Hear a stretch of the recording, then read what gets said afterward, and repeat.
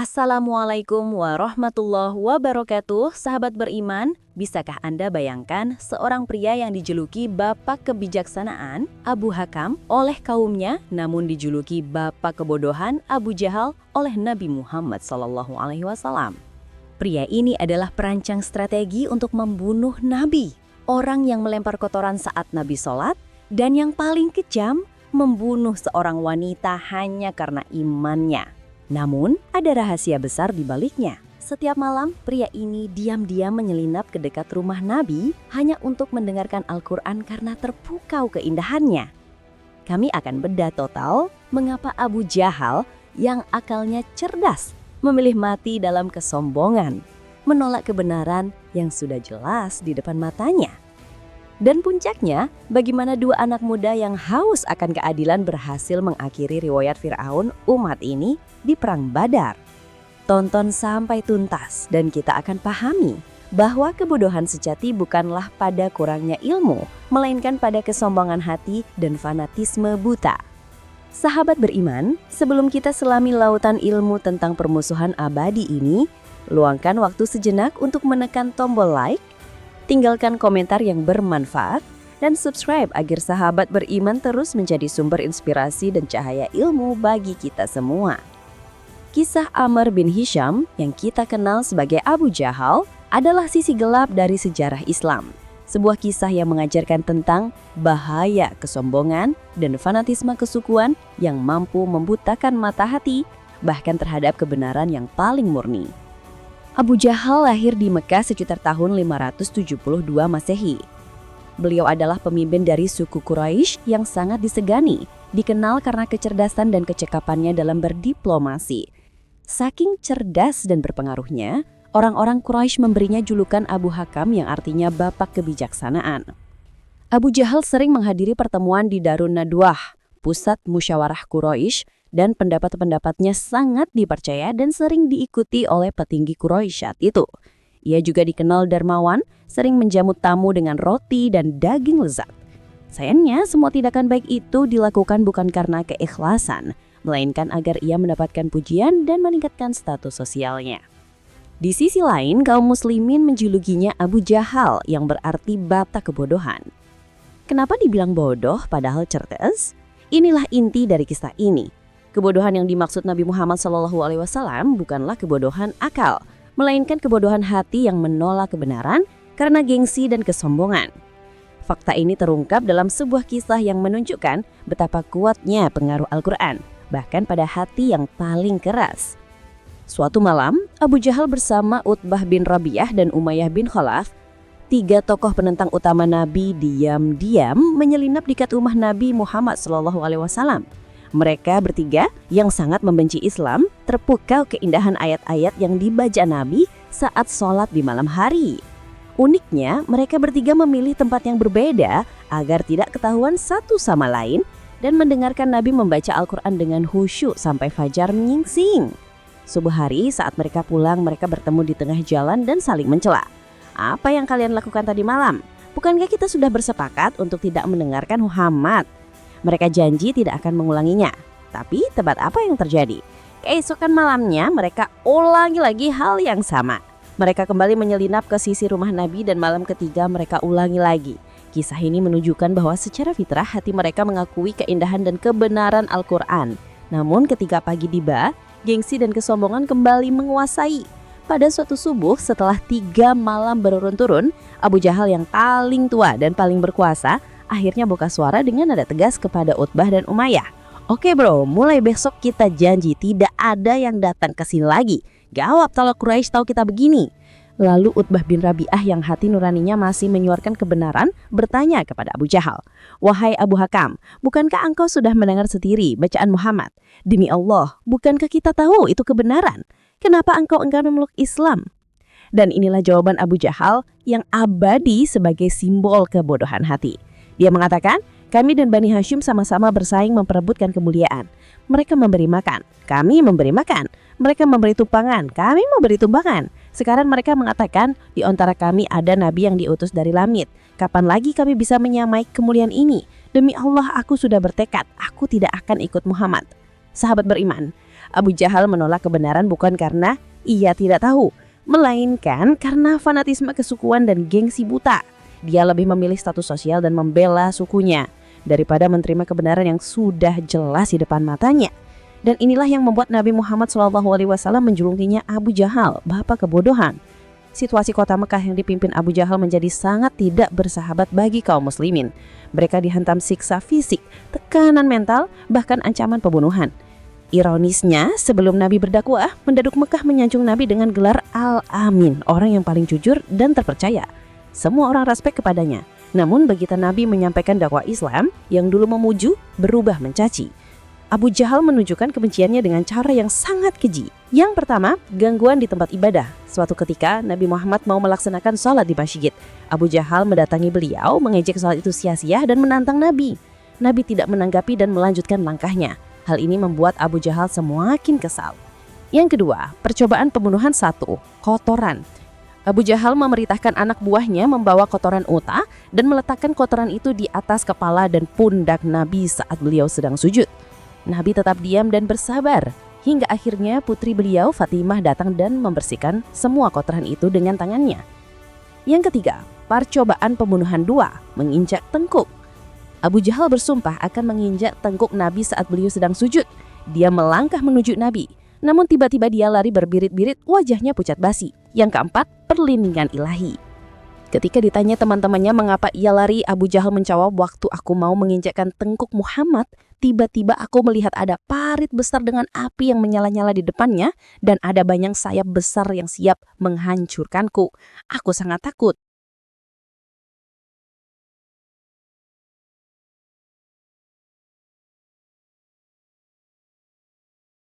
Ternyata apa yang dilihat Abu Jahal adalah tanda-tanda perlindungan Allah Subhanahu wa Ta'ala yang mengirimkan malaikat untuk melindungi Nabi Muhammad. Namun, kekejaman Abu Jahal yang paling abadi tercatat dalam sejarah adalah penyiksaannya terhadap kaum muslimin yang lemah, khususnya keluarga Ammar bin Yasir. Abu Jahal menyiksa habis-habisan keluarga Yasir. Ibunda Ammar, Sumayyah, adalah wanita yang di luar nalar. Di tengah penyiksaan, dia tetap menolak menyembah berhala, bahkan mencaci maki Abu Jahal. Abu Jahal yang marah akhirnya membunuh Sumayyah dengan tombak, menjadikannya syahidah, wanita syahid pertama dalam sejarah Islam. Anak mereka, Ammar bin Yasir yang saat itu masih bocah, menyaksikan kebrutalan Abu Jahal. Ammar dipaksa mengakui seekor unta sebagai tuhannya, sebuah penghinaan yang disengaja untuk menghancurkan mental Ammar. Ammar akhirnya terpaksa mengucapkan apa yang diinginkan Abu Jahal. Setelah Ammar pergi, Ammar menangis menemui Nabi. Nabi menenangkan Ammar. Wahai Ammar, jika engkau dipaksa lagi, ucapkanlah apa yang dia mau, karena sesungguhnya hatimu tidak kufur. Sahabat beriman, penyiksaan yang dialami kaum muslimin membuat Nabi mengizinkan mereka hijrah ke Madinah. Tindakan ini membuat Abu Jahal semakin khawatir.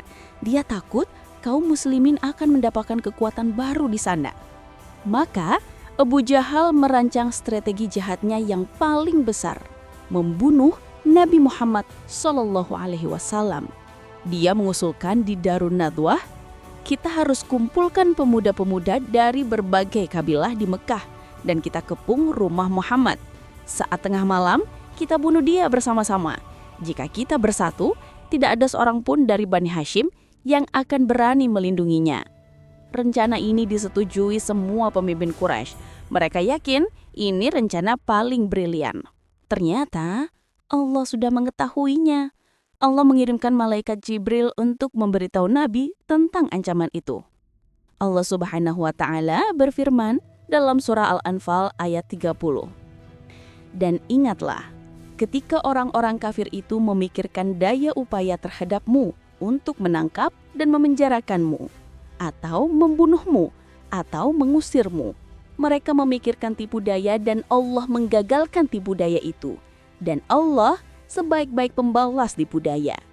Malam itu, Nabi Muhammad SAW memerintahkan Ali bin Abi Thalib untuk tidur di tempat tidurnya dan menggunakan selimut beliau mengelabui kaum kafir yang sudah mengepung.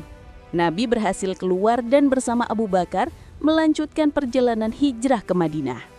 Ketika pemuda Quraisy masuk ke rumah Nabi, mereka terkejut melihat Ali bin Abi Thalib rencananya gagal total.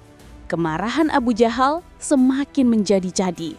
Dia bahkan memberi hadiah besar, 100 ekor unta bagi siapapun yang berhasil membunuh Nabi Muhammad. Namun, dengan pertolongan Allah, Nabi Muhammad dan Abu Bakar melanjutkan perjalanan mereka hingga sampai ke Madinah dengan selamat. Kegagalan ini memicu konflik yang lebih besar. Abu Jahal dan pemimpin Quraisy merampas harta kaum muslimin yang hijrah dan menjual rumah-rumah yang ditinggalkan. Uang hasil rampokan itu mereka gunakan untuk membeli barang dagangan di negeri Syam. Ketika Nabi Muhammad mendengar kabar ini, beliau mengajak kaum muslimin di Madinah untuk mencegat kafilah dagang Abu Sufyan yang membawa harta rampokan itu. Abu Sufyan berhasil meloloskan diri, namun ia mengirim kabar kepada Mekah. Hal inilah yang akhirnya memicu Perang Badar, pertempuran besar pertama antara kaum muslimin dan kafir Quraisy. Di Perang Badar, Abu Jahal memimpin 1.000 pasukan.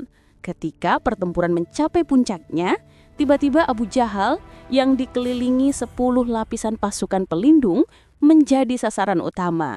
Dia diserang 2 anak muda Ansor, Mu'az dan Muwawith, yang haus akan keadilan dan ingin membalas dendam atas penderitaan umat Islam. 2 anak muda ini berhasil menembus barisan pelindung dan menyerang Abu Jahal, membuatnya jatuh dengan luka parah di kakinya. Sosok yang mengakhiri riwayat Abu Jahal adalah sahabat yang bertubuh kerus, Abdullah bin Mas'ud radhiyallahu anhu. Ibnu Mas'ud mendekati Abu Jahal yang sekarat dengan pedang terhunus. Abu Jahal memberi isyarat dengan matanya seolah ingin mengucapkan sesuatu. Ibnu Mas'ud mengira Abu Jahal ingin bersyahadat. Dia mendekatkan telinganya ke mulut Abu Jahal. Namun di detik-detik terakhir hidupnya, Abu Jahal tetap menyombongkan diri. Dia berbisik, "Sampaikan salamku kepada temanmu, bilang padanya aku adalah musuhnya di dunia dan akhirat." Dia menolak bersyahadat, memilih mati dalam kekufuran dan kesombongan. Mendengar bisikan itu, Ibnu Mas'ud tak bisa lagi menahan amarahnya.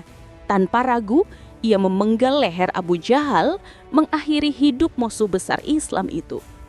Setelah mayat Abu Jahal dan pasukannya ditimbun dengan tanah, Nabi Muhammad SAW mendekati kuburan mereka. Beliau memanggil nama-nama mereka, termasuk Abu Jahal, dan berkata, "Bukankah kalian telah mendapatkan apa yang dijanjikan Tuhanmu? Sungguh aku telah mendapatkan apa yang dijanjikan Tuhanku." Sahabat beriman, kisah ini mengajarkan kita bahwa kecerdasan akal tidak ada gunanya tanpa hidayah. Abu Jahal, sang Abu Hakam, memilih menjadi Abu Jahal karena ia dikuasai gengsi, kesombongan, dan fanatisme suku. Kekuatan sejati bukanlah pada jabatan atau kekayaan, melainkan pada keimanan. Kaum yang lemah, Sumayyah, Anamar, Bilal, dan anak-anak muda menjadi pahlawan yang mengakhiri kedoliman. Sementara Fir'aun umat ini mati dalam kehinaan di tangan sahabat yang paling diremehkannya.